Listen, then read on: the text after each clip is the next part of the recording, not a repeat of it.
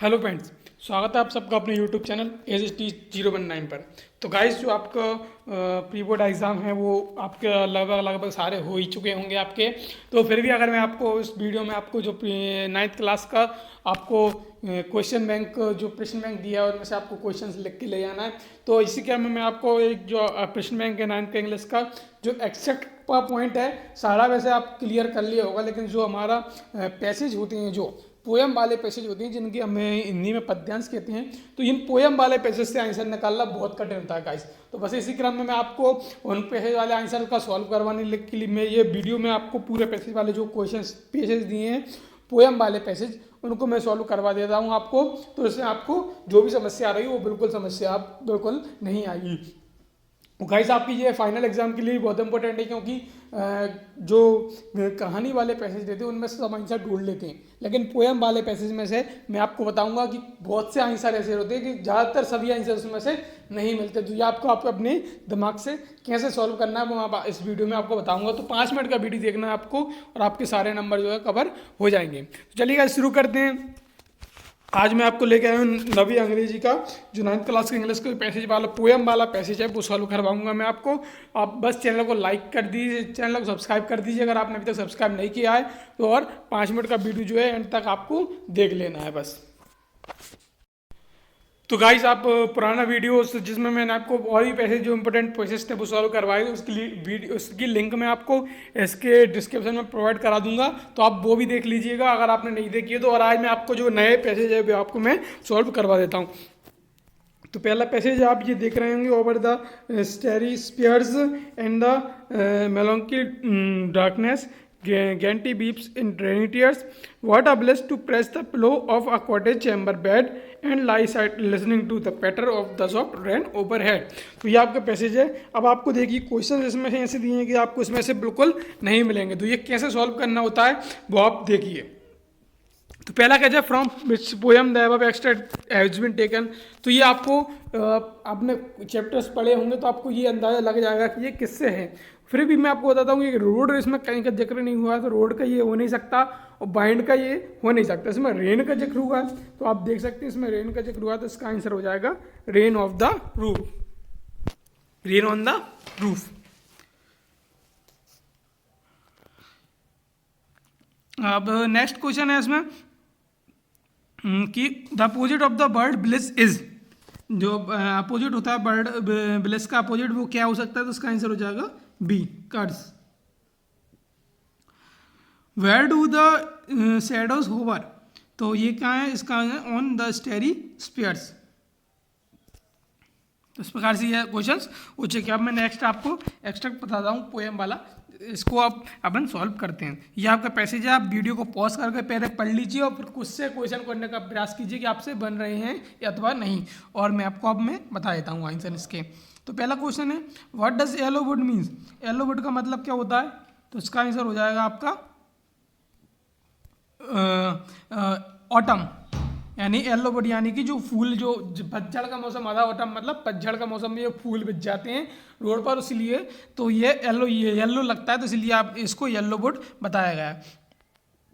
Why was the traveller feeling sorry, traveller क्यों feeling मतलब sorry feel guilty feel क्यों कर रहा था ट्रैवलर, क्योंकि उसको दोनों रोड बहुत अच्छे लग रहे थे और ये उसको एक ही रोड चुनना था, वह दोनों रोड पे नहीं जा पा रहा था, तो इसलिए because he could not travel both the roads. From which poem ever lines on the taken, तो उसमें आप दिमाग लगाइए कि बाइंड नहीं हो सकता, रेन ऑन द रूफ भी नहीं है, इसमें रेन का कहीं जिक्र नहीं, तो इसका आंसर हो जाएगा the road not be taken. तो आप देख सकते हैं कि ये इसमें क्वेश्चन भी आया था कि because he could not travel both the road, यानी कि तो इसमें रोड का जिक्र हुआ, तो इसका आंसर हो जाएगा हमारा road, the road not taken. ऐसे आपको यूज़ कर सकते हैं, आप दिमाग का यूज़ करके आप इसका आंसर भी बता सकते हैं। और अच्छा बेहतर यही होगा कि आप पहले पोएम जो चैप्टर्स हैं उनका याद कर लीजिए कि कौन कौन से चैप्टर से किसके से रिलेटेड लाइंस हैं, और आपने पढ़ाई की है, अगर आपको चैप्टर्स पढ़ते हैं तो हमको अंदाजा वैसे भी लग जाता है कि ये किस लाइन से किस चैप्टर से हमारे पोएम ली गई हैं। तो नेक्स्ट है आपका और हाँ गाइस, ये अलग से नहीं आती, ये आपको बुक्स में जो पोएम दी गई हैं तो उनमें से आती हैं। तो ये नेक्स्ट एक्सट्रैक्ट आप इसको पढ़ लीजिए और मैं इसका आंसर आपको बता देता हूँ। अब आप देख सकते हैं इसमें लिख रहा है by the pattern of rain, यानी कि अगर इसमें वो पूछा जाएगा तो ये रेन से संबंधित टॉपिक है, तो ये इसका आंसर, इसका टाइटल रेन से संबंधित होगा।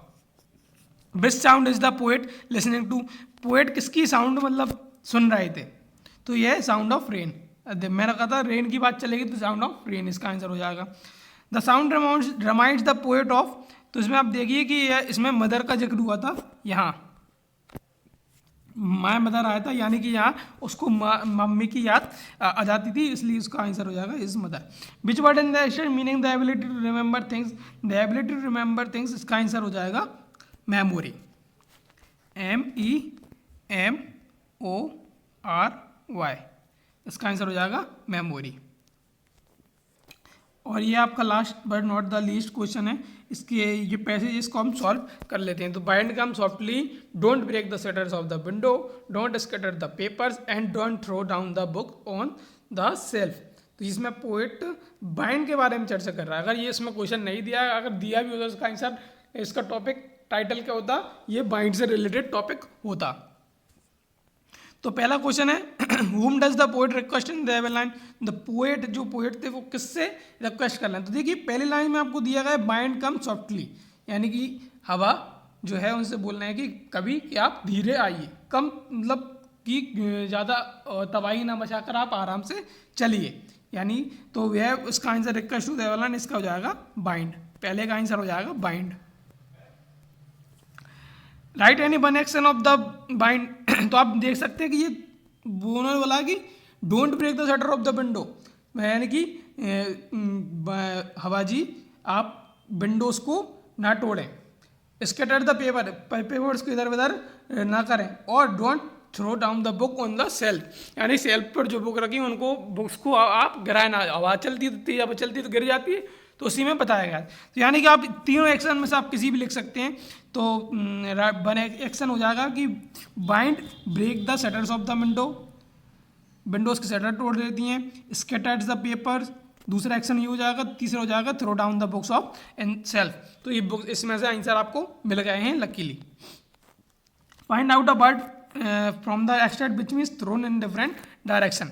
तो आप ये देखिए कि मतलब कि वो वर्ड्स बताना है आपको जिससे हमको, जिसका मीनिंग हो कि जो किसी चीज़ को दूसरी दिशा में फेंक दे। तो इसका आंसर है स्कैटर द पेपर, क्योंकि हवा चलती है, स्कैटर पेपर को दूसरी दिशा में चले जाते, उड़ के चले जाते हैं ना, तो उसी में बताएगा। तो इसका आंसर हो जाएगा, एक वर्ड बताना है, इसका आंसर हो जाएगा स्कैटर, SCATTER। तो ये आंसर हो जाएगा इसका स्कैटर। इस प्रकार से आपको एक्सट्रैक्ट है, जो आप किसी भी तरीका आप एक्सट्रैक्ट आ जाएगा, आप सारे क्वेश्चन सॉल्व कर दोगे, बस आपका थोड़ा सा जो विवेक का इस्तेमाल करना है आपको, और आप सारे क्वेश्चन सॉल्व कर दे। चलिए गाइस हम चलते हैं नेक्स्ट वीडियो, जब मैं आपको लाऊंगा आपको आप नोटिफिकेशन मिल जाएगा, तो उसको आप ज़रूर देख लीजिएगा, क्योंकि आपको सारे जो लेसन हैं, जो क्वेश्चन बैंक वो आपको सॉल्व करवा रहेगा। हमारे टीम का पूरा प्लान बन चुका है, आपको बस जल्दी से जल्दी पेपर सॉल्व करवा देंगे, और आपके एग्जाम पे बहुत नज़दीक हैं, तो ये वीडियो आपके लिए और भी इंपॉर्टेंट हो जाएंगे। चलिए गाइस मिलते हैं नेक्स्ट वीडियो में, तब तक के लिए bye bye and take care.